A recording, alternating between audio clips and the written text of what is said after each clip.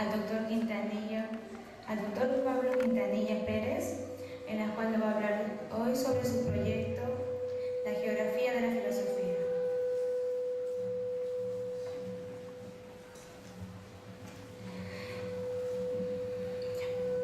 Reseña.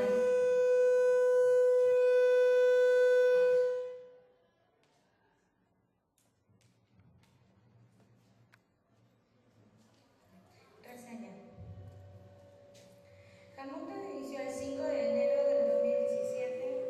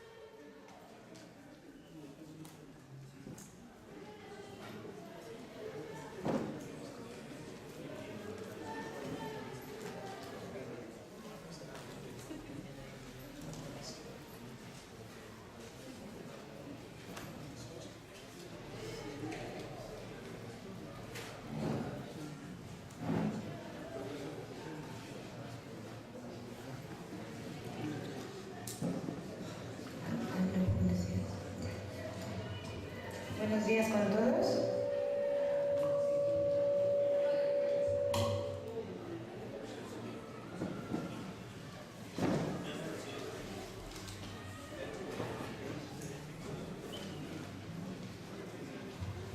Sí. Perdón por los inconvenientes.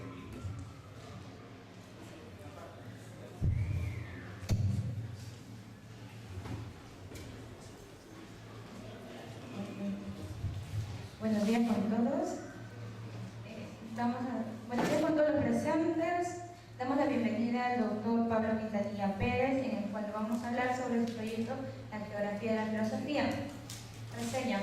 Hamilton inició el 5 de enero de 2017 en los egresados de promoción de 2012. Cualtal, Jelly, Guasguayo, Huaytaya, Ronald Villata Garibay y Alvin Morales, entre otros, que han sido considerados y propusieron crear un grupo de estudios en el cual tiene la finalidad elevar y difundir y publicar estudios sobre la filosofía. Con la asesoría y supervisión del doctor Víctor Masi Huacucho, para la cual consecuencia de dicha meta se creó el grupo de estudios con organismos base que aplicarían su formación y la consecuencia de dicha en nuestros integrantes. El miércoles 24 de mayo quedó reconstruido el grupo inicial con la invitación a ingresarse con los siguientes ingresantes: Jesús Berna Pérez, Jack Torres, Henry Huarcaya, Nicolás Agüitito, Medellín Moreno, Daniela Zambrana y Rosalía Miranda. Se acordó en una reunión el 2 de junio aprobar la declaración de principios y un programa en las cuales la actividad se va desarrollando a partir de la fecha, combinada en el proceso de desaprobación. El primer comité directivo, compuesto por el presidente y tesorero de coordinación académico y coordinador de publicaciones.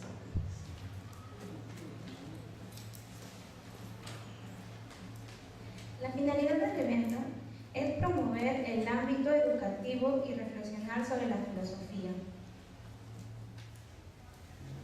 La remembranza. Visión del grupo Hamilton es programar nuestros grupos sobre el propósito de difundir pensamiento crítico y autóctono del ejercicio de filosofar dentro del campo educativo, organizar eventos académicos de nivel superior para elevar conocimientos y reflexión filosófica de la especialidad de filosofía.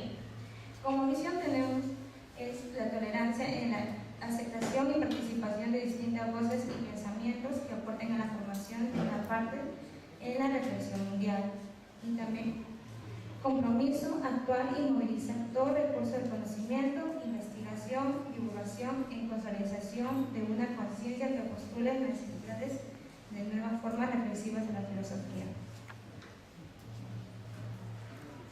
Invitamos al decano de la Facultad de Pedagogía y Cultura Física, al doctor Jorge Germán Robles Oruel.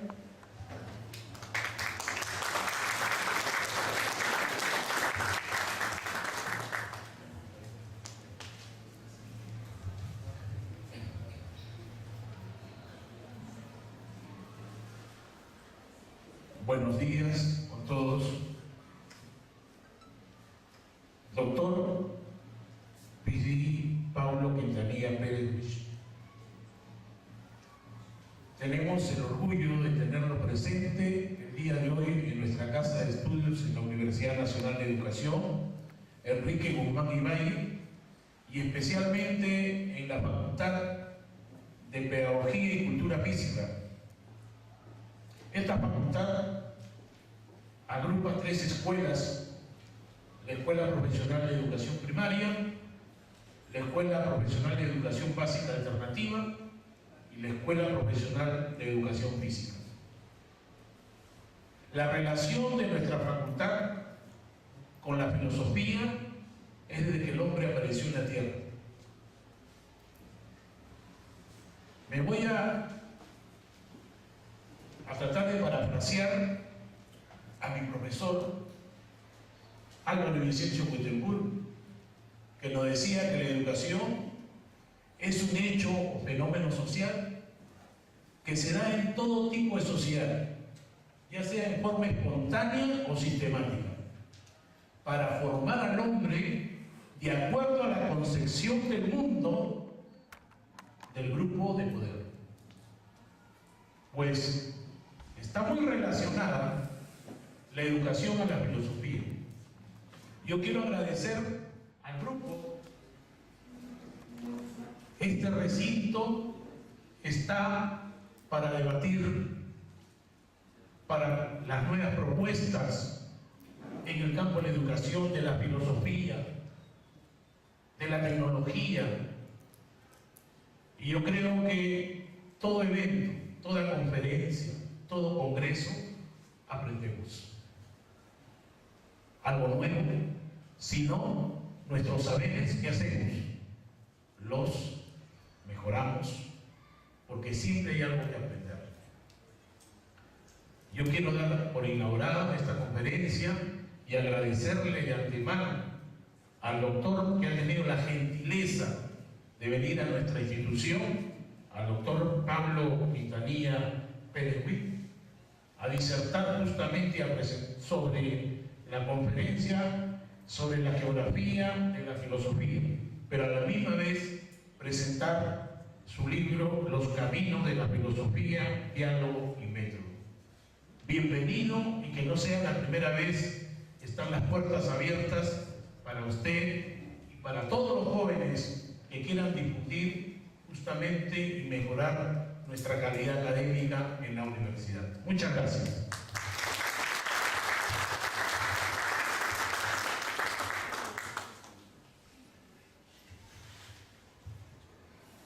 En el auspicio del doctor Jorge Germán Robles, queremos agradecer por su participación, en la cual no se podría llevar a cabo este evento académico.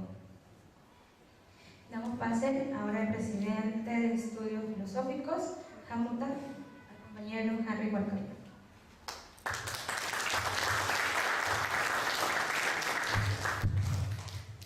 Muy buenos días, saludar a la concurrencia, saludar a esta magnífica mesa de honor que tenemos. Nos acompaña el doctor Pablo Quintanilla.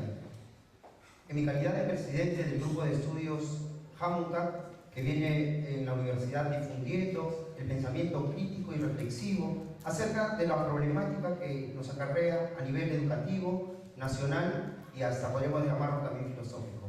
El intento por cubrir estos vacíos académicos que son tan necesarios dentro de la universidad nos obliga a nosotros, como algunos docentes en práctica, algunos de pregrado, tomar conciencia de la necesidad de la difusión de la filosofía. Agradecemos con todo el cariño que se merece en esta ocasión el doctor Pablo Quintanilla, quien pido un fuerte aplauso, por favor.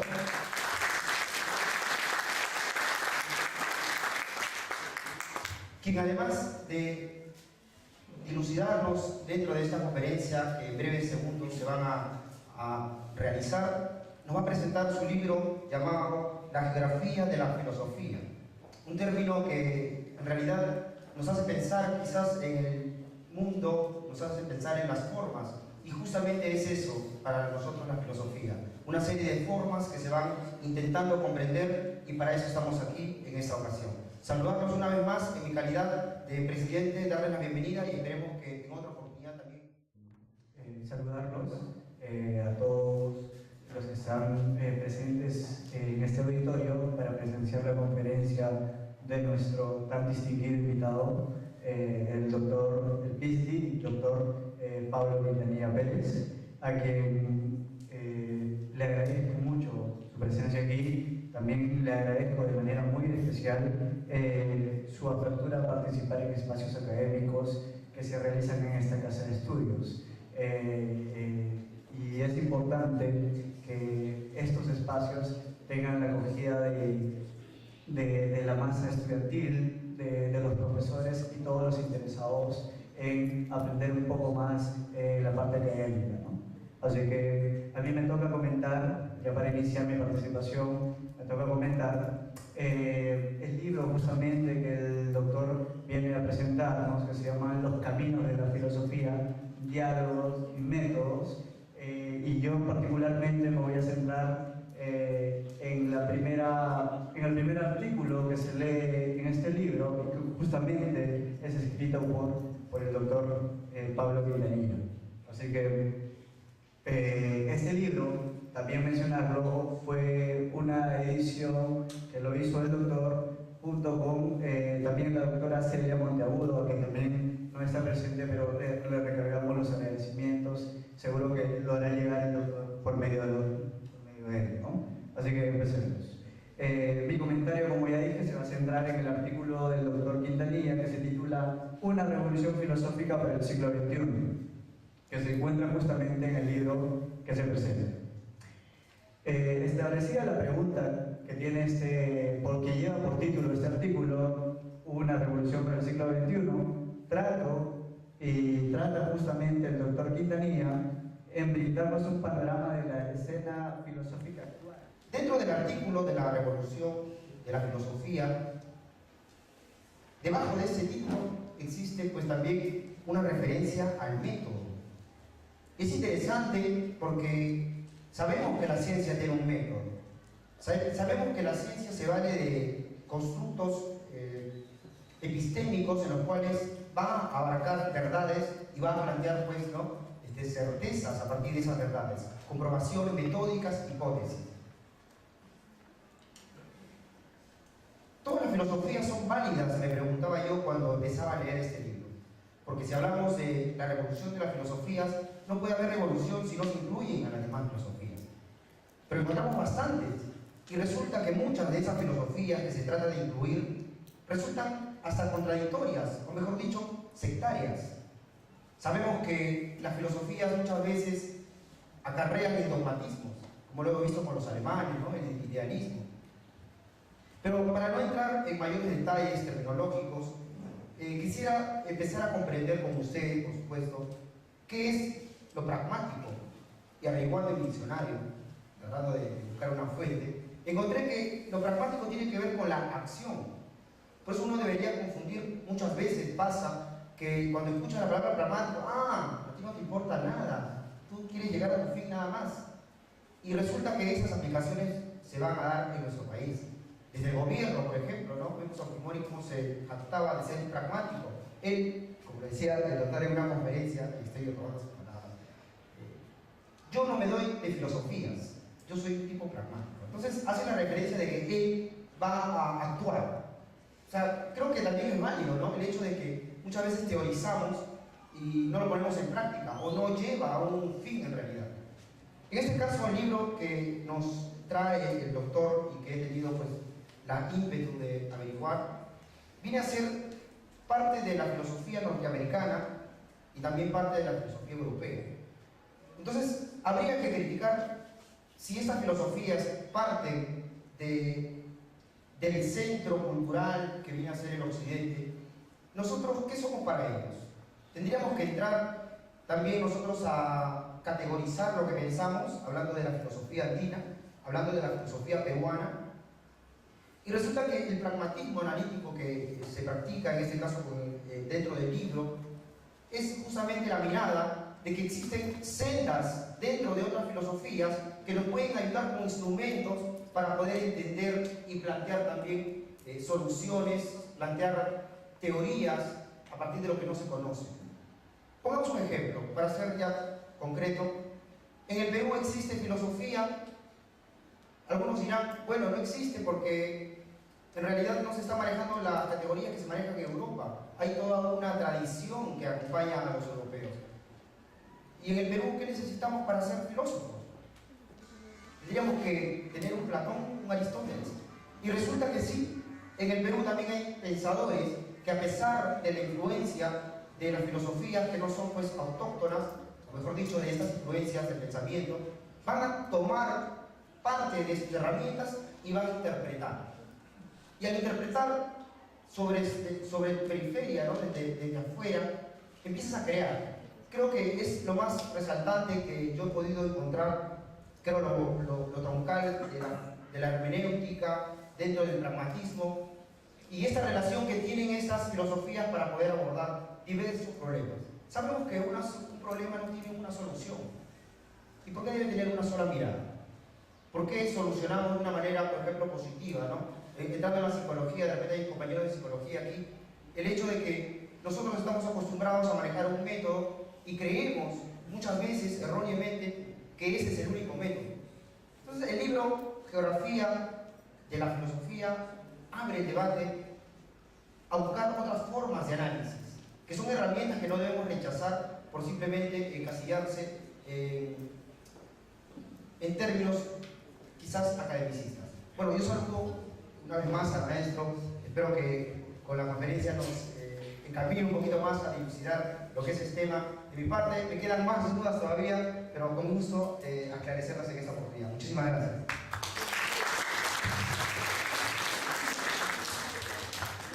Muy bien, siguiendo con nuestro programa, invitamos al doctor en filosofía Pablo Quintanilla Pérez Witt con respecto a su conferencia. Bien, antes de ello vamos a hablar un poquito sobre él. Él es doctor en la Universidad de Virginia y magíster en filosofía en la Universidad de Londres.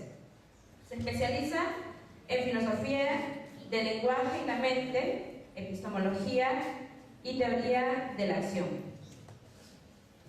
El coeditor de Los Caminos de la Filosofía en el 2018, Pensamiento Pragmatista en la Actualidad 2015, Pedro Zulen, Escritos Reunidos 2015, Desarrollo Humano y Libertades, una aproximación interdisciplinaria 2009, Cognición Social y Lenguaje, la intersubjetividad y la evolución de la especie y el desarrollo del niño 2014, el pensamiento pragmatista de la evolución y especie de desarrollo y el niño, y lógica del lenguaje y mente 2011, perdón. Ahora le damos pase al doctor Pablo Quintanilla. Por favor, fuertes palmas.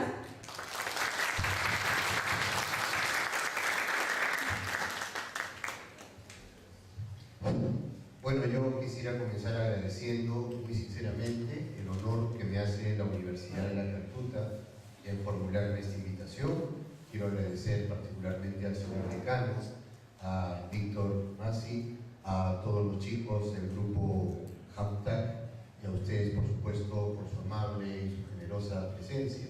Es la primera vez que vengo a la Universidad de La Calcuta, me siento muy orgulloso de venir, muy honrado. Espero que no sea la última vez que venga y que ustedes me vayan a visitar a mí también a la Universidad Católica.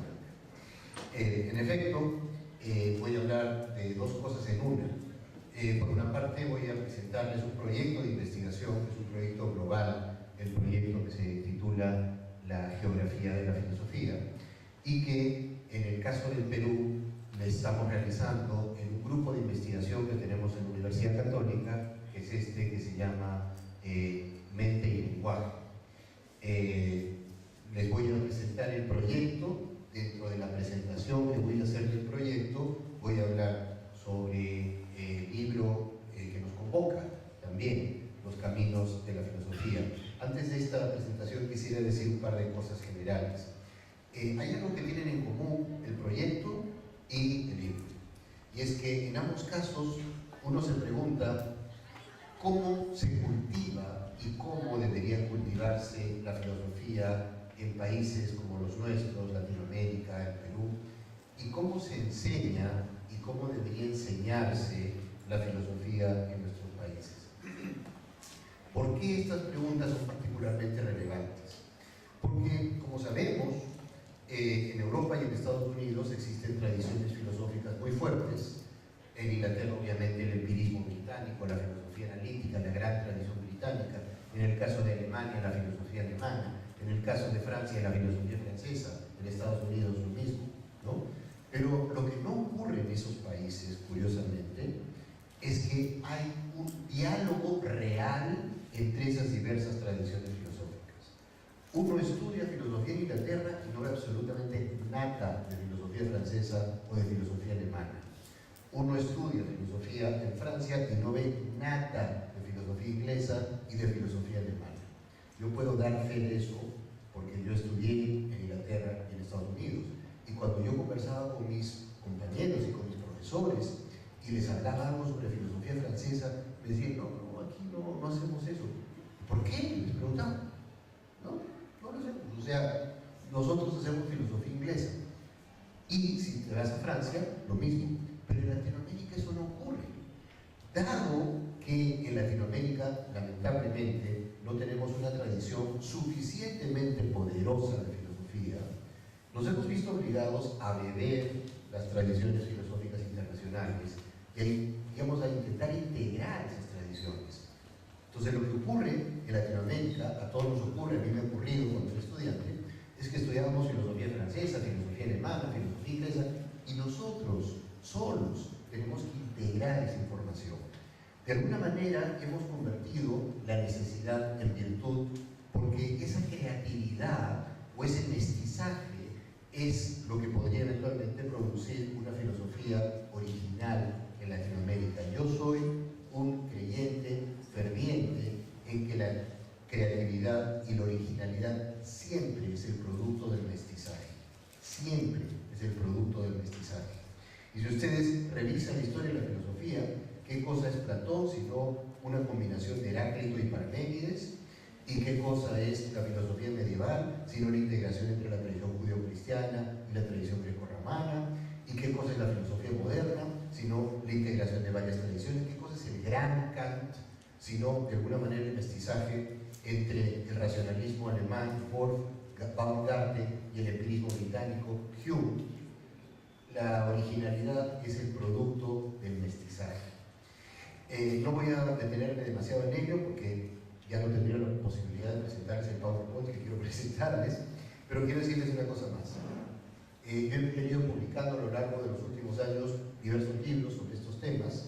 No los he podido traer porque hubiera sido un poco complicado, pero yo les voy a dar mi dirección electrónica y entonces ustedes siéntanse totalmente libres de escribirme y yo les mando la versión digital del libro. No tengo ningún problema en mandarles el libro completo, porque, bueno, para eso es escribir una filosofía, ¿no? Para ser leído, para generar un diálogo, para generar una conversación, y entonces la retroalimentación que ustedes puedan darles será para mí un gusto. Así que les doy en este momento mi dirección electrónica, los que puedan apuntarla, por favor apúntenla, es P Quinta, P de pago naturalmente, Quinta de Quintanilla, todo junto, en separación, P Quinta, PUUINTA, @ PUCP, de Pontificia Universidad Católica del Perú, pucp.edu.pe. Entonces tengan la seguridad que si ustedes me escriben y me dicen quiero tal libro o quiero tal otro libro, yo lo voy a mandar y ustedes lo pueden piratear. Muy bien, entonces ahora sí pasamos al siguiente. Ok, este es el proyecto de la Geography of Philosophy. Es bueno, en castellano la geografía de la filosofía. Es un proyecto que se ha iniciado en Estados Unidos y que involucra a 10 áreas del mundo, como voy a explicar ahora. Ahora sí pasamos al PowerPoint. Amplíalo, por favor, aquí.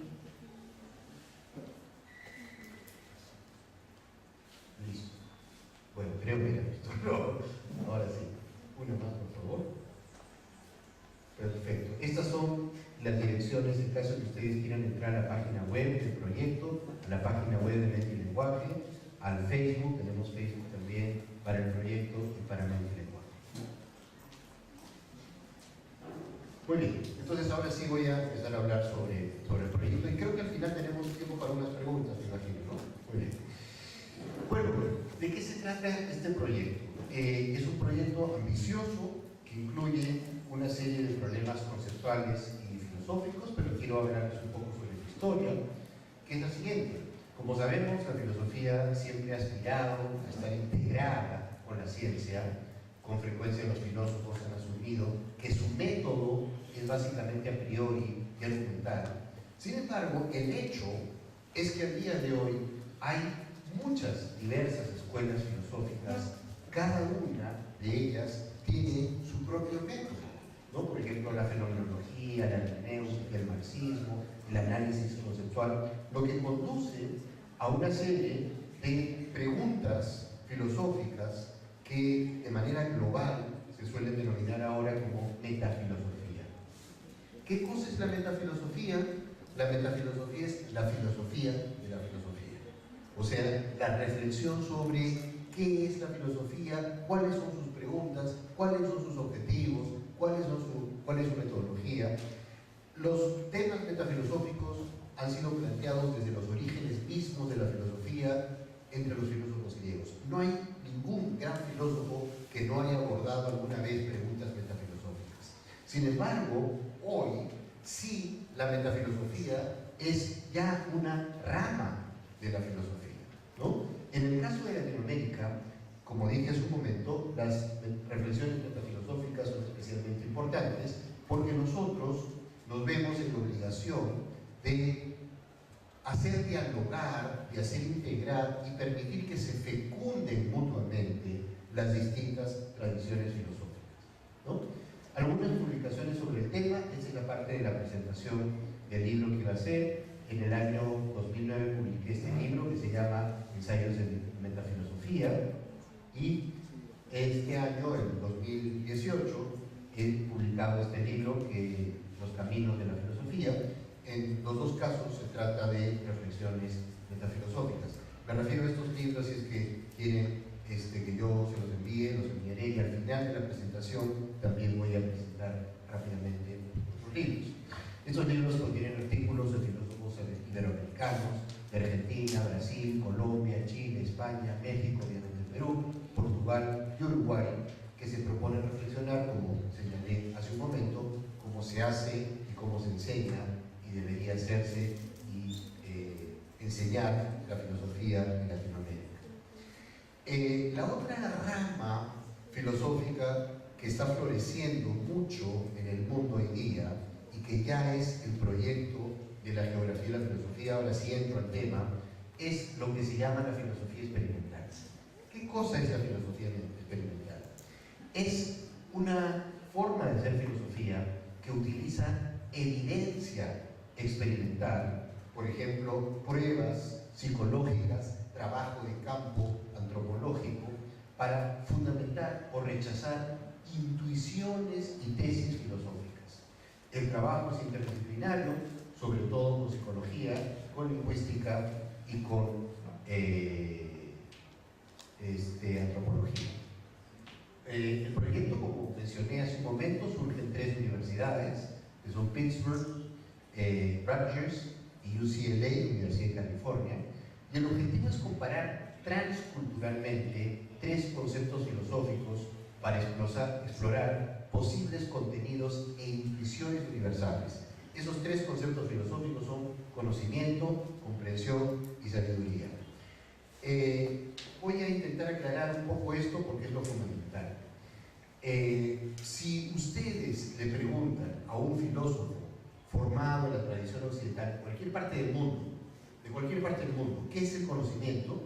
Lo más probable es que les dé una respuesta estándar, que es: el conocimiento es la creencia verdadera justificada. ¿De dónde viene esa definición de conocimiento? De Platón, ¿no? Ahora, surge por supuesto la pregunta sobre qué razones ha tenido Platón o cualquiera de nosotros para entender el conocimiento de esa manera. y si esa manera de entender el conocimiento podría ser diferente a la manera como se entiende el conocimiento en el mundo quechua, yachay, o como se entiende el conocimiento en el mundo shipibo, o como se entiende el conocimiento en el mundo swahili o hindú o de cualquier otra parte del mundo. Entonces, el proyecto de la geografía y la filosofía es precisamente comparar estos tres conceptos filosóficos en 10 áreas diferentes del mundo. ¿Ya? Estas áreas diferentes del mundo, como voy a mencionar en un momento, son Perú, Ecuador, China del Norte, China del Sur, Japón, Corea del Sur, Marruecos, Sudáfrica, India y Eslovenia. Queremos estudiar lenguas no occidentales, culturas no occidentales, para ver cómo se conciben estos tres conceptos: el concepto de conocimiento, el concepto de comprensión y el concepto de sabiduría. Pero sobre todo, lo que queremos es estudiar cuáles son las intuiciones prefilosóficas acerca de esos tres conceptos que tendrían los hablantes de esa lengua si no están familiarizados con la filosofía. Entonces lo voy a poner de esta manera. Toda ciencia, toda disciplina, toda investigación, y eso incluye a las ciencias naturales, a las ciencias humanas y obviamente a la filosofía, se basa en dos cosas: evidencias y razones. En el caso de las ciencias empíricas, la física, por ejemplo, evidentemente la evidencia es la observación experimental. En el caso de la antropología, el trabajo del campo. En el caso de la historia, bueno, pueden ser las crónicas, puede ser la investigación, puede ser la tradición oral. ¿Cuál es la evidencia de la que parte la filosofía? La filosofía no es una disciplina experimental, no es una disciplina empírica. ¿Cuáles son sus evidencias? ¿De qué parte? ¿Cuál es su punto de partida? La mayor parte de filósofos diría que la evidencia de la que parte la filosofía son intuiciones filosóficas. ¿Y qué son las intuiciones filosóficas? Las intuiciones filosóficas son afirmaciones o creencias que nos resultan tan obvias que las usamos como punto de partida para otras argumentaciones, porque nos resultaría impensable que pudieran ser falsas. Entonces, con frecuencia, los filósofos no justifican sus intuiciones porque consideran que no necesitan justificación. Paréntesis. Lo que vamos a hacer en el proyecto de la geografía y la filosofía es analizar si esas intuiciones que a los filósofos occidentales les parecen tan obvias que no requieren de justificación son también intuiciones que encontraríamos en otras sociedades no occidentales. En el caso de Perú, vamos a trabajar con dos sociedades: quechua de Andahuaylas y shipibo, obviamente, de la zona de Tucumán, ¿no? Entonces, ejemplos de intuiciones filosóficas. El principio de no contradicción. Aristóteles nunca justifica el principio de no contradicción por una razón, porque Aristóteles dice: cualquier justificación del principio de no contradicción tendría que utilizar el principio de no contradicción para la justificación. Luego dice: no necesito justificar el principio de no contradicción, es autoevidente, ¿no? Otro ejemplo de intuición es Platón: el conocimiento es una creencia verdadera justificada mediante razones. Supongamos que yo pudiera preguntarle a Platón: ¿por qué crees que el conocimiento es una creencia verdadera justificada mediante razones? Le diría: bueno, porque es obvio. Porque si yo dijera: esto es mi conocimiento, este es el conocimiento que yo tengo del mundo, pero hay un pequeño problema, y es que todas mis creencias son falsas, uno le diría: bueno, entonces no es conocimiento. Es decir, me parece que hay una relación obvia entre conocimiento y verdad que no necesita de justificación. Otros ejemplos de intuiciones son de Platón también: nadie busca su propio mal a sabiendas. A Platón le parece obvio que nadie busca su propio mal, pero claro, evidentemente Platón no había conocido a Freud y no tenía el concepto de inconsciente, no tenía el concepto de engaño, ¿no? Aristóteles también considera que explicamos una acción encontrando las creencias y deseos que las causaron. Son intuiciones, ¿no? Todos aspiramos por naturaleza a ser felices y a buscar lo que consideramos que es bueno. ¿alguna vez justifica Aristóteles que todos buscamos la felicidad? No, le resulta obvio. Le resulta obvio. Entonces, noten ustedes que las intuiciones filosóficas son obviedades que los filósofos utilizan como punto de partida, casi como si fueran axiomas de un sistema axiomático a partir del cual empiezan a sacar conclusiones, ¿no? O la tesis aristotélica, según la cual la verdad es decir de lo que es, y lo que no es, ¿no? Podemos dudar de todo, menos de que existimos, Descartes.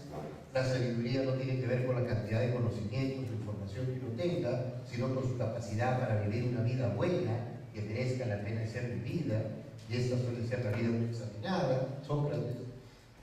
Los humanos tenemos libre albedrío, que es la posibilidad de modificar nuestro futuro voluntariamente.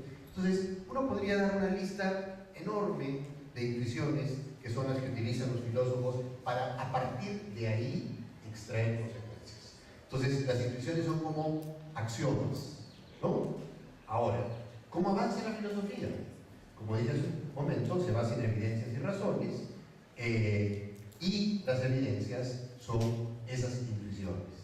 Desde los orígenes de la filosofía, desde hace 2500 años, el trabajo filosófico opera entre una cierta dialéctica entre las intuiciones y las inferencias que se deducen a partir de esas intuiciones. Las intuiciones funcionan como premisas de las que se desprenden consecuencias mediante inferencias lógicas. De las intuiciones se deducen una serie de consecuencias.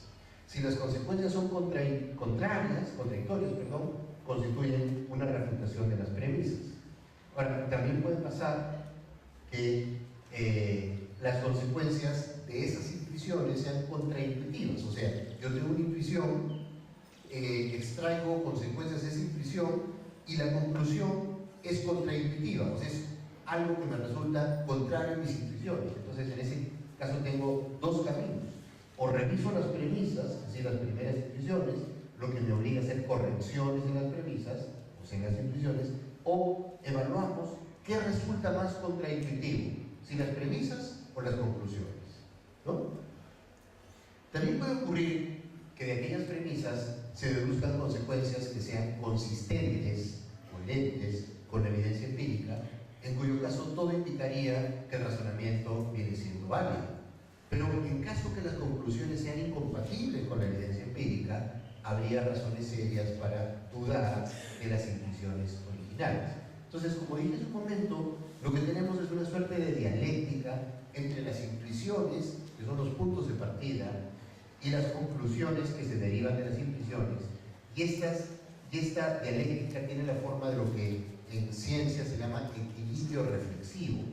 Es decir, hacemos una suerte de modificación en las premisas, si es que implican consecuencias contradictorias, hasta que encontremos una suerte de equilibrio entre las premisas y las consecuencias. Esta idea de equilibrio reflexivo es un concepto que fue acuñado por los filósofos de la ciencia Nelson Goodman y por el filósofo del derecho John Rawls. Pero, ¿qué pasaría si es que hubiese discrepancia entre los filósofos acerca de las intuiciones que funcionan como premisas? Por ejemplo, a Platón le parece obvio que nadie hace su propio mal a sabiendas, es decir, que uno nunca actuaría en contra de su propio beneficio. Pero Aristóteles dice que Platón estaba equivocado, que en realidad con frecuencia actuamos en contra de nuestro propio beneficio. Y no por ignorancia del bien, sino porque hemos olvidado transitoriamente lo que nos conviene. Entonces, ¿qué pasa si es que hay contradicciones entre las intuiciones de los distintos filósofos? Lo que normalmente hacemos es evaluar distintas opciones, ver cuáles de las intuiciones tienen consecuencias menos contraintuitivas o cuáles son más coherentes con la ciencia, y así va avanzando la disciplina filosófica. Así es como funciona la filosofía, ¿no? Pero, acá viene la pregunta fundamental: ¿estas intuiciones son culturales o son universales? Es decir, los filósofos griegos, que eran muy helenocéntricos, recuerden ustedes que los filósofos griegos llamaban bárbaros a todos los que no eran griegos, ¿no? ¿Y por qué? Porque en griego Bárbaroi significa tartamudo, Hoibárbaroi significa los tartamudos. Entonces los filósofos griegos pensaban que cualquiera que no hablaba griego era un tartamudo, porque no se le entendía nada. ¿No? Bueno, entonces los filósofos griegos partieron de una tesis universalista, que es una tesis que ha atravesado la historia de la filosofía occidental. ¿Qué dice esta tesis universalista? Grosso modo, que las intuiciones que le resultan obvias a los filósofos occidentales también deberían resultar obvias a los filósofos de otras tradiciones. Y si no les resultan obvias es porque están equivocados, ¿no? Entonces, la pregunta es, ¿qué pasa si nos encontramos con intuiciones que no son universales, sino que son culturales? Por ejemplo, ¿qué pasaría si, haciendo trabajo de campo con los grupos shipigos, yo pregunto a un informante shipigo qué es el conocimiento, y el hablante shipigo me dice, el conocimiento es la planta? ¿Qué planta? La ayahuasca. El ayahuasca es la fuente de conocimiento para los shipigos, ¿no? Entonces, el shipigo no asocia conocimiento con justificación, asocia conocimiento con un tipo de experiencia interna, introspectiva, que genera, en este caso, la ayahuasca. Pues hay varias opciones acá. O sea, el problema es qué pasa si tenemos distintas tradiciones y distintas culturas que tienen distintas intuiciones filosóficas, ¿no? Tenemos varias opciones. Una opción es intentar ver si subyaciendo esa diversidad hay una universalidad. Por eso es que el proyecto se llama La geografía de la filosofía, universalidad y diversidad en conceptos filosóficos. Entonces, una opción es que subyaciendo la diversidad haya algún grado de universalidad. La otra opción es que no haya ningún grado de universalidad, que haya solo diversidad. En ese caso, tendremos que preguntarnos qué refleja esa diversidad. Pero aceptemos por un instante que encontremos algunas intuiciones universales. ¿Ya? Primero, si fuese cierto que encontráramos algunas intuiciones universales, la pregunta sería, ¿por qué son universales? ¿No? Y entonces yo creo que algunas buenas respuestas irían de esta manera. Podrían ser intuiciones universales porque la evolución ha formado al cerebro humano para tener mecanismos de adaptación al entorno. Entonces, por ejemplo, a mí personalmente me resultaría muy extraño que haya una sociedad, una cultura, un grupo humano en el planeta Tierra que no tenga el concepto de verdad. ¿Por qué me resultaría muy raro? Porque toda cultura, para sobrevivir, necesita distinguir entre representaciones que son correctas acerca de la realidad y representaciones que no son correctas. Toda sociedad probablemente tiene el concepto de verosímil y falso. Toda sociedad tiene el concepto de verdadero y falso. Toda sociedad tiene el concepto de ser, parecer. Toda sociedad tiene el concepto de realidad, ficción.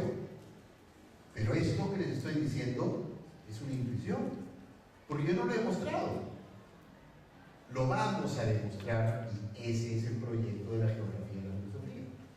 O sea, el proyecto de la geografía de la filosofía es ver si es verdad esto que nos resulta tan obvio a nosotros, que toda sociedad y toda cultura tiene que tener un concepto de verdad, porque si no sería muy raro que sobreviva.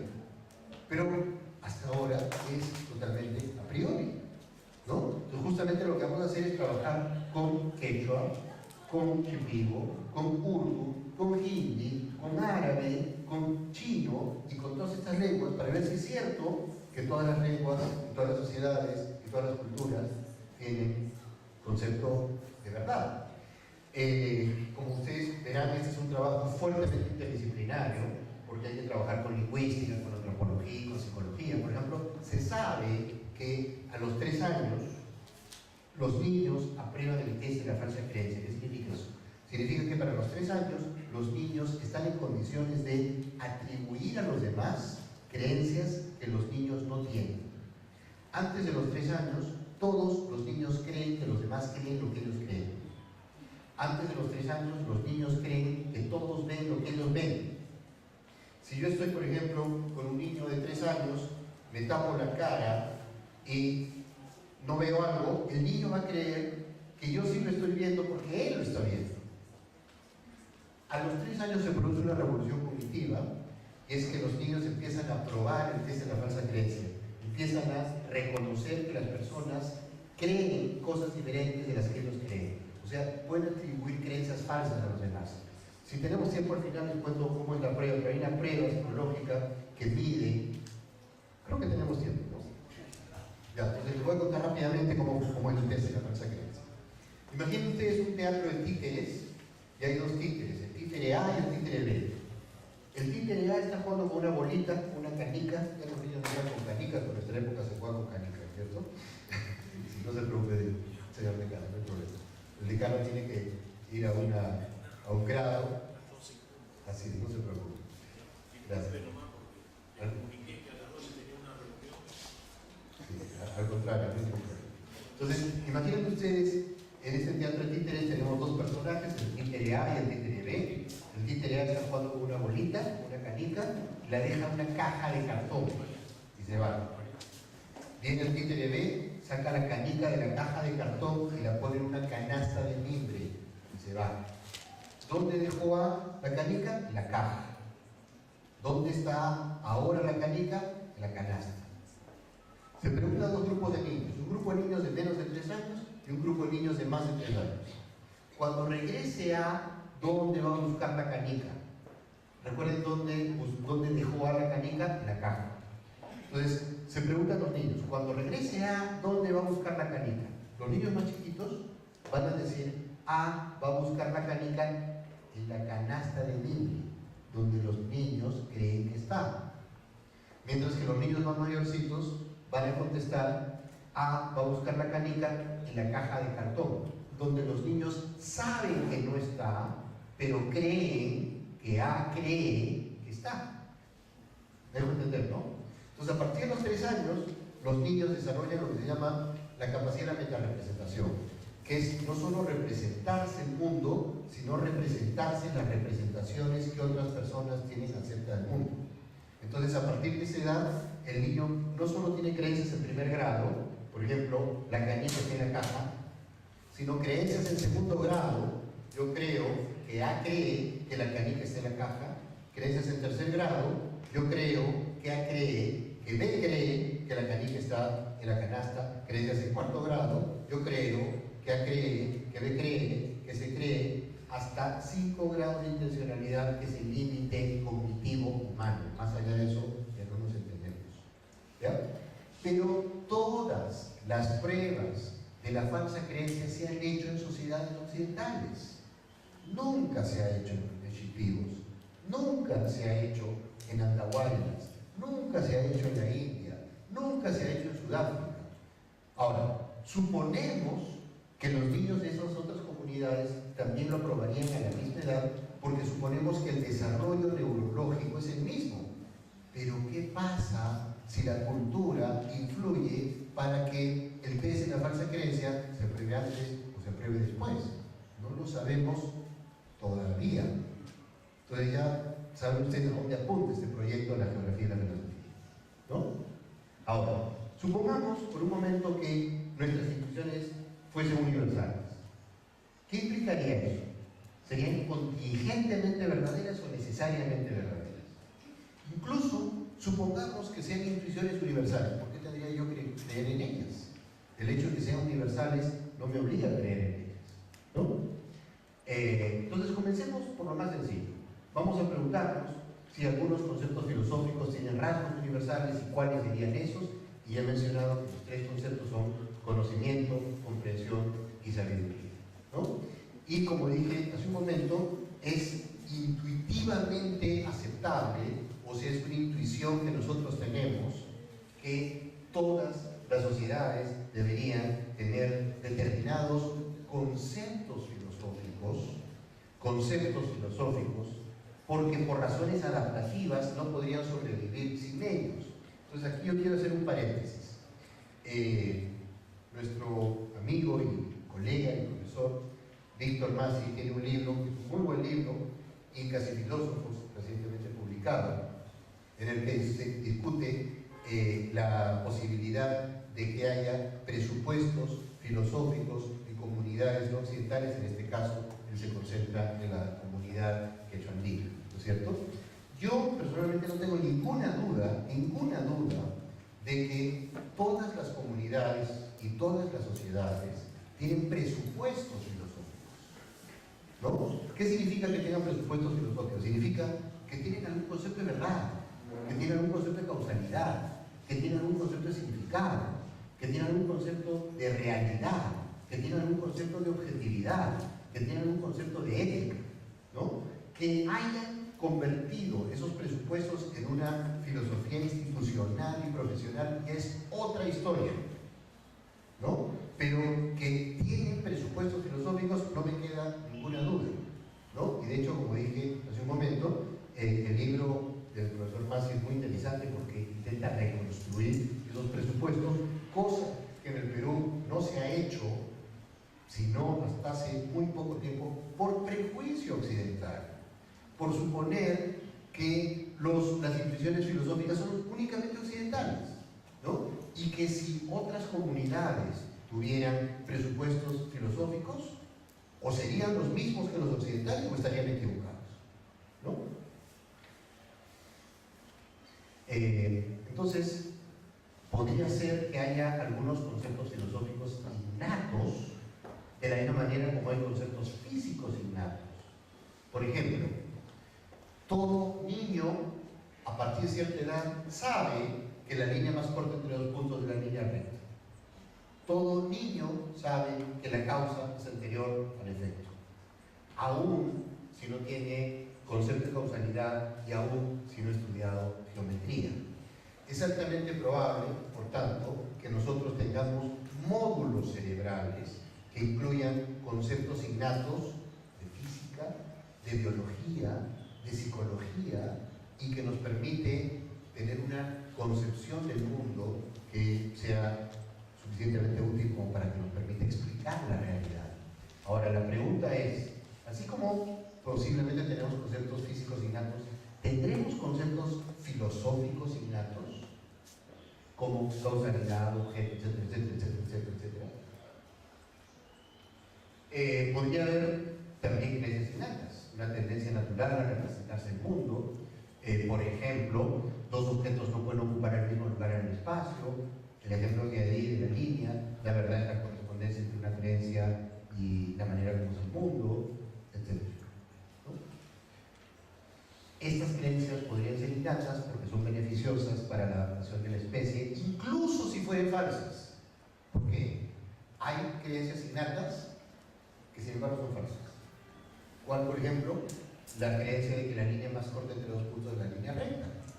Porque eso solo vale para la geometría euclidiana, pero las geometrías no euclidianas, en las cuales el espacio es curvo, como demostró Einstein, la línea más recta entre dos puntos no es la línea, la línea más corta entre dos puntos no es la línea recta, sino la línea curva. Entonces podría ser que haya creencias innatas que sean, sin embargo, falsas.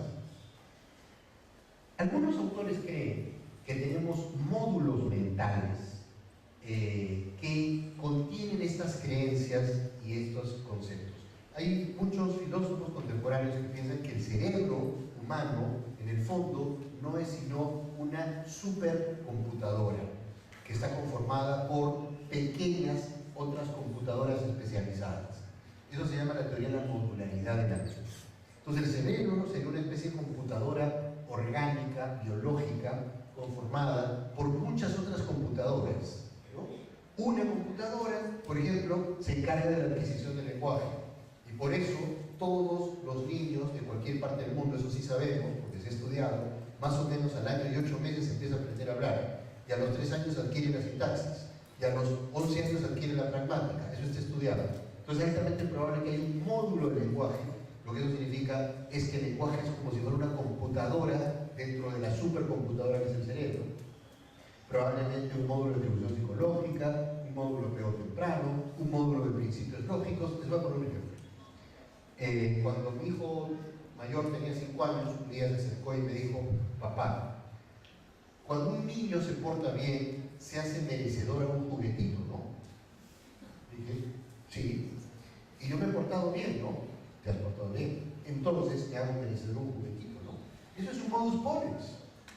Es un modus ponens perfecto. Y él nunca había llevado un curso de lógica, ¿no? Nunca había leído un libro de lógica. ¿Cómo sabía ese modus ponens? No sabía, porque es altamente probable que haya un módulo lógico en el cerebro que se activa a partir de cierta edad. O sea, el cerebro sería esta supercomputadora que va activando funciones, ¿no? Y como toda computadora, el cerebro tiene su hardware, que es la parte física, la parte electroquímica, tiene un software, que es la cultura. Cuando un niño nace, lo primero que empezamos a hacer es cargarle software. El primero que hacemos es castellano, ¿no? Después reglas morales, una religión, una visión del mundo. Es un software que le vamos cargando sin preguntarle, ¿no? Y probablemente también un sistema operativo. El sistema operativo que nosotros utilizamos en nuestras computadoras es el Windows. Los que son de mi edad se acordarán del DOS, recordarán, querido Víctor, del DOS, ¿no? Ya no existen. Algunos filósofos dicen, el sistema operativo del cerebro humano es uno que Jerry Ford ha bautizado mentalese, o el lenguaje del pensamiento, the language of thought. Pero entonces el punto es que es altamente probable que el cerebro venga con un módulo de principios lógicos, por ejemplo, ¿no? Por eso es que todos los niños tienen un principio de no contradicción. No hay que enseñarles eso, ya lo saben. Lo que hay que enseñarles es una fórmula compleja, pero el principio de no contradicción no. Probablemente también un módulo físico, un módulo biológico. Hay autores que creen que venimos con un módulo moral. Se estaría hablando, por tanto, de una universalidad moral que subyace a la diversidad.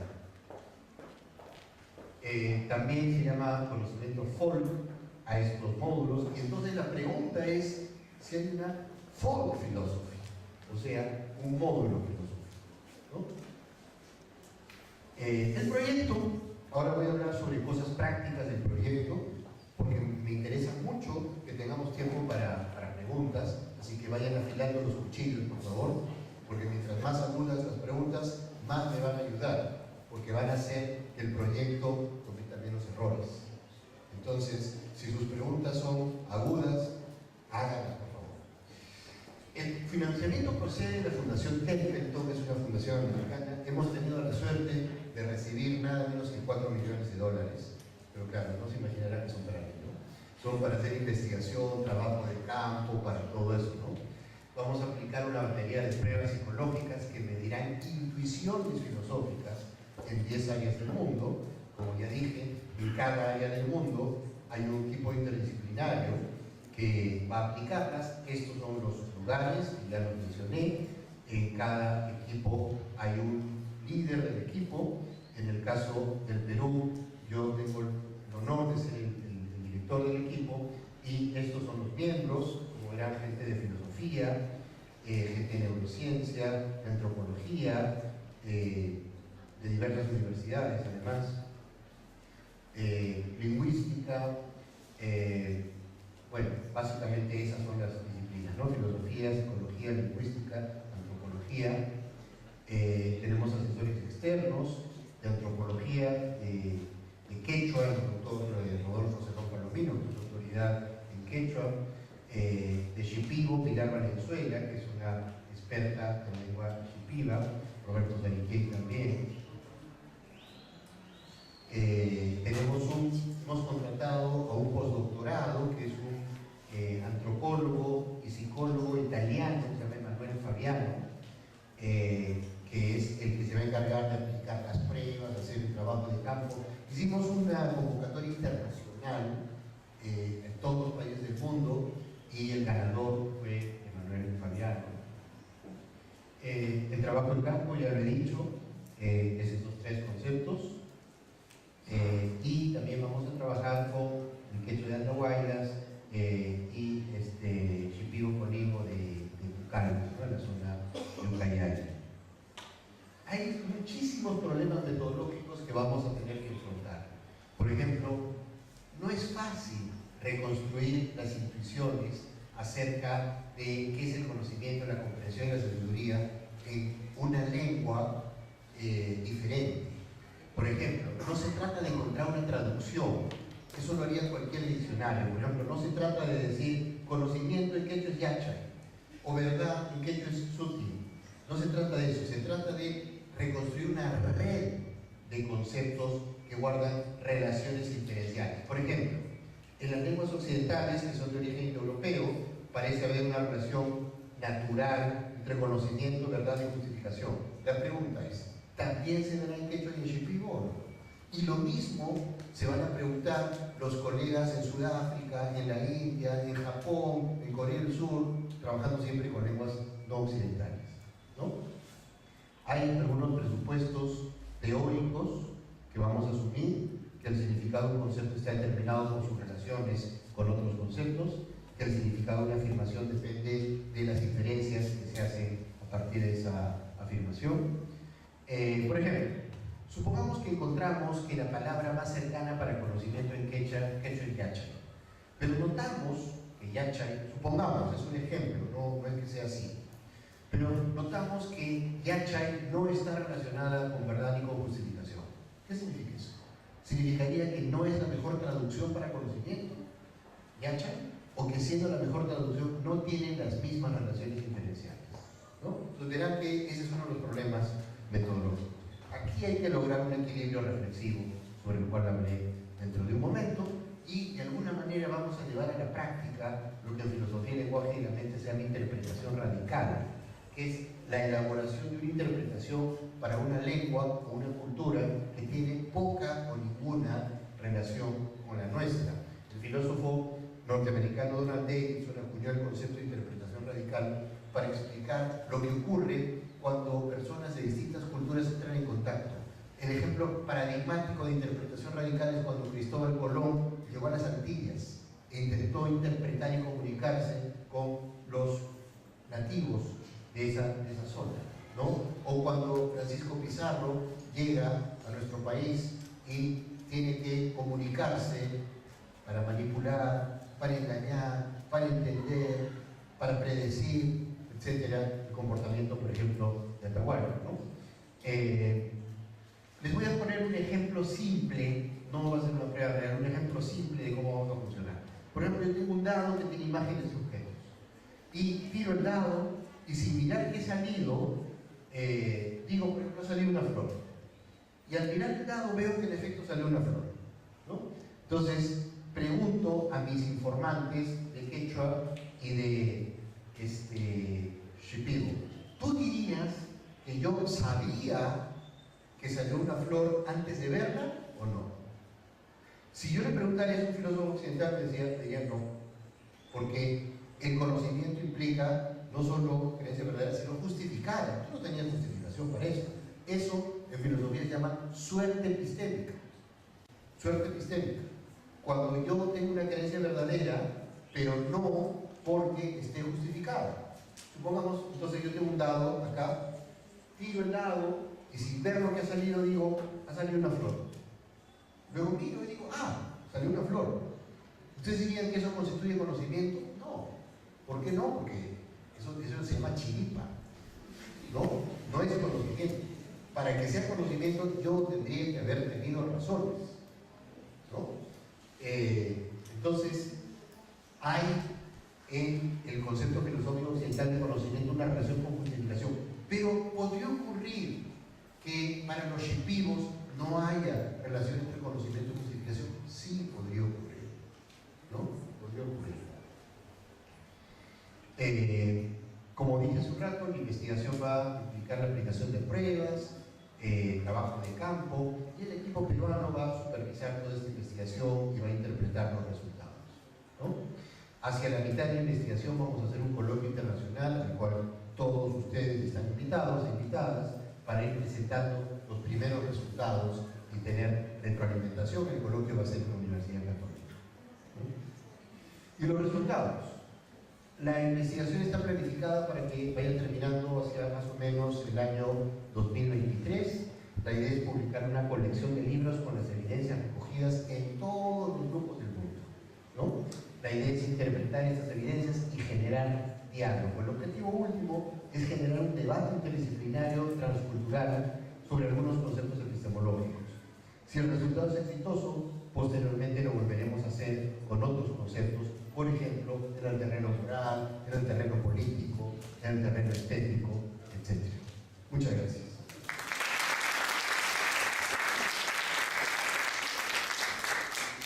Y antes de ver si es que hay palabras, quisiera enseñarles algunos de estos libros que he publicado y que son los que ustedes podrían conseguir si me mandan un correo y les mando el archivo. El pensamiento pragmatista en la actualidad, conocimiento, lenguaje, religión, estética y política, pensamiento y acción. Esto es sobre filosofía peruana a comienzos del siglo XX. Es una historia de la filosofía peruana desde fines del siglo XIX a mediados del siglo XX. También uno más, por favor. Cognición social y lenguaje, la intersubjetividad de la evolución de la especie y el desarrollo del niño, lógica, lenguaje y mente, desarrollo humano y libertades, una aproximación interdisciplinaria, las obras casi completas de Pedro Zuller, hecho con un colega de San Marcos, y creo que es todo lo que es.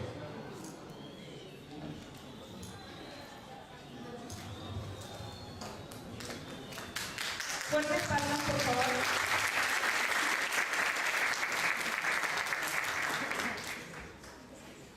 Bien. Ahora daremos pase a los comentarios del magíster Víctor Raúl Torres Tello y enseguida también al doctor Víctor Massi. Comenzamos, por favor. Bueno, en principio, para saludar a los organizadores de este evento, el doctor Quintanilla y también Víctor Massi ponen en consideración un proyecto muy importante y que creo yo que rompe esquema porque el doctor Quintanilla no actúa, digamos así, en las agendas políticas con sectarismo, sino pone en consideración un proyecto, digamos así, a la universidad, no necesariamente siendo privada, sino también una universidad pública como la nuestra, porque el proyecto justamente se presta y requiere, porque está tratando un tema que tiene un carácter, digamos así, universal, que tiene que ver con la sociedad mundial y también en cuanto a lo que corresponde al Perú, somos una sociedad donde tenemos mucha diversidad, no solamente geográfica, sino también diversidad cultural y que justamente el proyecto tiene cierto complemento con estos objetivos. Y yo creo que en una época donde el occidentalismo, el eurocentrismo, digamos así, europeo, ha tenido un peso muy fuerte, digamos, hasta fin del siglo XX. Sin embargo, ya en el siglo XXI empieza a haber, digamos así, un renacer de otras culturas no occidentales, y entonces también a reconocerse los saberes y los conocimientos. Y yo francamente felicito al doctor Quintanilla porque su proyecto es muy saludable y está llenando un vacío, como él mismo lo ha señalado. Ha estado primando la obviedad, ciertas verdades que no eran motivo de constatación, verdades que no eran motivo, digamos así, de ponerlo, digamos así, a prueba, sino que se aceptaba como tal. Entonces, yo creo que ese vacío, más el proyecto, justamente es un reto muy importante y como bien señala, también lo hace partícipe. Yo tenía una inquietud. La inquietud, yo estoy bastante vinculado a un trabajo de investigación en Huarochirí. En Huarochirí todavía perviven los mitos y los ritos de hace más de 500 años y que muy bien lo ha traducido Arguedas y también Taylor. Y entonces he presentado también ponencias. Por ejemplo, Lima sufrió un desastre el año pasado con motivo de los fenómenos del niño y de la niña. Y entonces, como nunca Huaycoloro y el RIMA puso prácticamente en angustia a Lima. Lima estuvo hackeado por el río Lima, por Huaycoloro, ¿cierto? Pero eso es lo que era algo trágico. Sin embargo, hace 500 años, además, la cultura del Urinyahuyo había resuelto los problemas, porque cada año limpiaban en las llamadas champerillas, fiesta del agua, toda una serie de explicaciones en medio del mito, dando consejos de cómo se debe actuar anualmente, las pautas técnicas, cómo cerrar un pozo de agua, abrirlo y cerrarlo, los consejos para los sembríos, es decir, una serie de recomendaciones en medio del mito. Y entonces dicha ponencia fue presentada al Congreso de Ayacucho, ¿cierto? Y con un título bastante irónico, ¿no? De los desastres del hoy a las lecciones del ayer. Las lecciones del ayer habían sido olvidadas y ahora los desastres de hoy ponían en evidencia las debilidades. Y el diario La República, me acuerdo que sacó un editorial donde hacía mención justamente de las experiencias previas a la llegada de los españoles, como estos problemas de huaico, inundaciones ya hace 500 años estaban resueltos, y toda la sociedad peruana, la geografía peruana, era una sociedad llena de verdor, llena de agricultura. Las andererías copaban estas partes, estas estribaciones andinas, y entonces el agua no se desperdiciaba. Y ahora vemos un desperdicio brutal del agua. Pero hace 500 años los ríos le sacaban brazos. Y entonces he estado trabajando sobre los manuscritos de Huarochirí. Y mi preocupación un poco también va con relación a Tupi, donde todavía quedan remanentes de acá, familia de los Aymaras. Y creo yo que sería bueno que el proyecto lo contemplara, porque es uno de los pocos lugares donde todavía ahí se habla, hay una comunidad, parece ser así petrificada, que todavía habla y se viste con las costumbres de hace 500 años.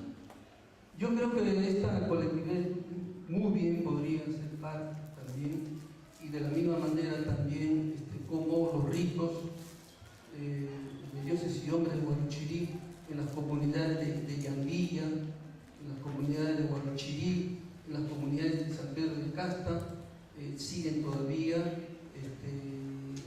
vivos.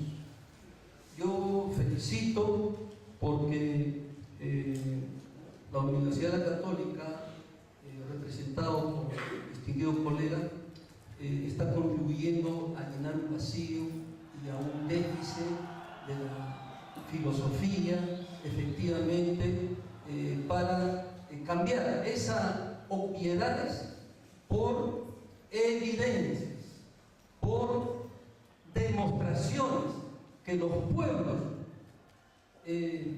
originarios, como en el caso peruano, o de otras latitudes, efectivamente, en su contacto con la naturaleza, nos ha dejado una herencia de saberes, de conocimientos. una intuición que no es solamente de Occidente, sino también es una intuición del ser humano ante la necesidad de vivir, ante la necesidad de sobrevivir, porque se daban cuenta que también ellos sufrían los rigores de la naturaleza por los desastres o porque veían los cadáveres. Al ver un cadáver, ellos se ponían, sentían o no, como nosotros vemos ahora cuando fallece un familiar o un amigo, lo sentimos. Pues los hombres primitivos también, perdón, los pueblos originarios también sentían y se daban cuenta en estos casos de la brevedad de la vida y tomaban sus precauciones. Entonces creo yo que esa parte, como muy bien se ha dicho acá, ha estado oculta. Occidente nos ha impuesto un manto donde nos ha hecho olvidar los grandes conocimientos de nuestras culturas primigenias. Y creo yo de que Víctor, en ese sentido, por parte de la universidad, al haber escrito ya hace 2 años, ha contribuido a dar a conocer que nuestra población primaria, originaria, dejó muchos conocimientos. Y un poco nosotros nos hemos quedado, porque en México, en la misma Ciudad de México, encontramos dibujos de sus sabios, de sus filósofos, en la ciudad del Distrito Federal de México, exhibiéndose. Pero acá, en Lima, no hemos visto a Juan Yumpa, que debería estar al menos pintadito en la ciudad de Lima, ¿no? Y entonces nos falta justamente rescatar, y en eso encaja muy bien el proyecto del doctor Quintanilla. Gracias.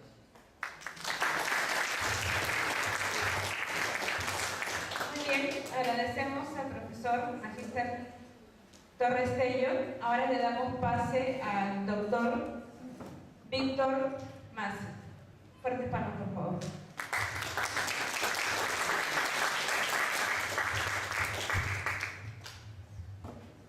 Muy buenas tardes. Agradecido al doctor Pablo Quintanilla por haber aceptado esta invitación a la Universidad de la Cantuta. Con todo el proyecto que tiene, este conocimiento, si se quiere, es algo que cuando lo escuché me causó sorpresa. Una de las cosas que siempre he debatido con mis amigos en San Marcos ha sido, desde el año 90 más o menos, cuando una vez en un encuentro, con la autora privada, en un lugar de Lima, me dijo, tú estás hablando cosas que no son. Si hay una filosofía en el Perú y hay filósofos autóctonos, muéstrame pues un personaje que diga que es filósofo. La doctora privada, pero mamá Puma está dibujado. Bueno, habría que ver, no tengo dudas. Después de salir de esa reunión dije, no, lo voy a escribir un libro. Y el libro en realidad era una respuesta a ella sobre un filósofo dibujado por un cronista. Desde ahí viene esta intención de investigar el tema. La sorpresa fue, cuando escuché al doctor Quintanilla hablar del proyecto, me quedé sorprendido, porque yo siempre he peleado con muchas personas que al principio me dicen, están perdiendo el tiempo. A mí el doctor sobrevivió una vez me dijo, ¿para qué investigas eso? Esa es una pérdida de tiempo, las cosas ya están dichas, no hay nada que discutir. El doctor sobrevivía, hay otras cosas que te leen. Pero has investigado los diccionarios del siglo XVI. ¿Leíste el Domingo de Santo Tomás? Sí, tengo el diccionario, doctor. Entonces, ¿vas a encontrar términos filosóficos? No creo. O sea, una visión a priori. Y ese es el problema que tenemos todos. El a priorismo, de creer que, bueno, si no está dentro de los parámetros, es equivocado. Y esa es la crítica del eurocentrismo. El doctor Quintanilla habló de la prueba psicológica de los niños de 3 años. En el Perú, la educación nos absorbe algo mucho más grave. Utilizamos el sistema de Piaget sobre la correlación entre la edad y la madurez. Y decimos, bueno, a los 3 años el niño debe saber esto. Antes de esa edad no puede entrar. A los 5 años, 6 años debe también estar en este nivel. A los 11 años debe estar en este otro nivel. Es decir, hacemos la correlación de maduración y edad cronológica. Y no nos damos cuenta que Piaget primero el experimento mismo con sus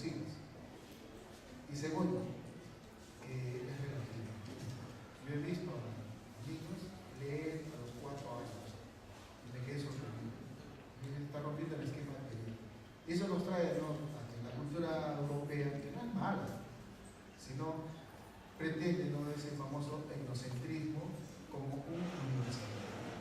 Las críticas ya han habido desde hace mucho tiempo. Sheila Benadí criticó eso también.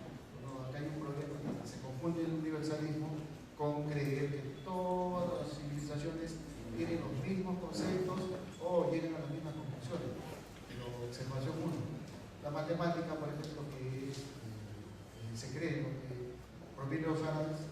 Aquí había un sistema contable distinto, mucho más original, y lo peor, ¿no?, tridimensional, cosa que no hay en el modelo europeo que adoptó los árabes. Entonces todo eso nos hace traer el pensamiento la necesidad de un proyecto internacional. Mi sorpresa ha sido que ya hay otra mirada y ese proyecto es importante. ¿Por qué razón? El problema de la identidad peruana no sé si circunscribe a lo actual, es decir, hay raíces, hay una secuencia histórica que tenemos que entender. Y esa secuencia histórica está intercedida, fragmentada o violentada por la presencia europea. Y la presencia europea nos ha cambiado hasta el idioma. O sea, muchos lo que creen que los Mazzini, que hoy hablamos de ese Mazzini que se hablaba en el siglo XVI, siempre nos han aclarado que no. El Mazzini del siglo XVI ya prácticamente ha desaparecido, o queda poco. Lo que hay es un quechua, llamémoslo así, un idioma intervenido con conceptos, categorías, formas de pensamiento que a veces no son los propios. Y en eso tiene que ver mucho con los cosas. La catetización hizo eso. En ese papel, por ejemplo, se ve en los cronistas del siglo XVI, sobre todo por más poco, se nota que hay una seria resistencia a los conceptos que se nos vienen. Bueno, yo solamente quiero hacer una pregunta en disertación de Pablo. ¿Cuál es la metodología que van a utilizar, aparte del test que ya tienen propuesto, cuál es la metodología de campo que van a utilizar respecto a rescatar conceptos o intuiciones filosóficas? Si van a tomar el pasado, el presente, o si las definiciones van a ser las que estamos utilizando hoy, o se van a rescatar intuiciones reflexivas en el siglo XVI, o los primeros contactos con nosotros. Muchas gracias.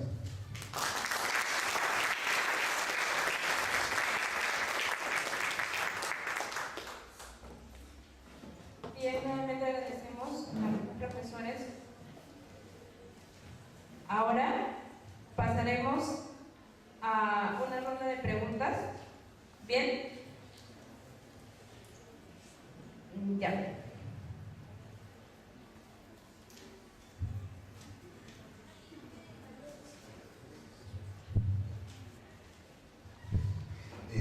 Muchas gracias por las preguntas. Quisiera comentar algo de lo que se dijo en la mesa por los colegas. Son observaciones muy importantes.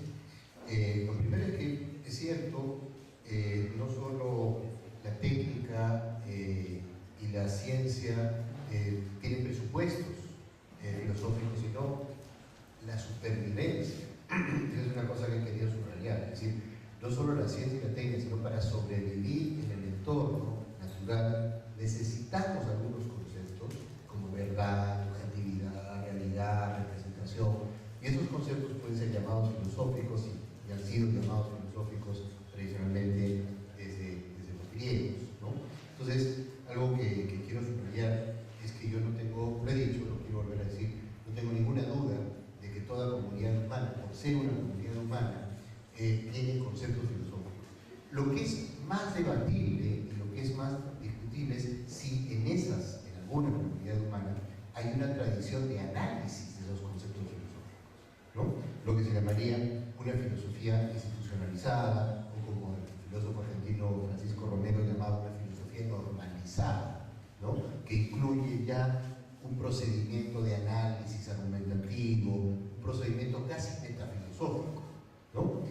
Entonces, eso sí me parece debatible si es que hay en una comunidad o en una comunidad no. Creo que esto ha empantanado un poco el debate. Víctor está mencionando a María Luisa Rivera, a David Sobrevilla, a otros autores. Creo que eso ha empantanado el debate porque a veces se confundían los dos planos, ¿no? Porque cuando David Sobrevilla o María Luisa escuchaba filosofía andina, probablemente estaban pensando en una filosofía institucionalizada, normalizada, una tradición filosófica, y no estaban pensando en lo que quizá estaba pensando Víctor, lo que yo estoy pensando, es en presupuestos filosóficos. De hecho, yo he leído el libro de Víctor desde la primera página hasta la última, y lo que entiendo es que él lo que piensa es que hay presupuestos filosóficos, no se compromete con la tesis de que haya una tradición de análisis filosófico, que es otra cosa. Entonces, me parece importante hacer esa distinción, ¿no? Por otra parte, es una muy buena sugerencia el trabajar con otras lenguas, además del quechua, y el shipibo. La cosa es que en el Perú tenemos la suerte de tener más de 400 lenguas, si es que incluimos las lenguas amazónicas.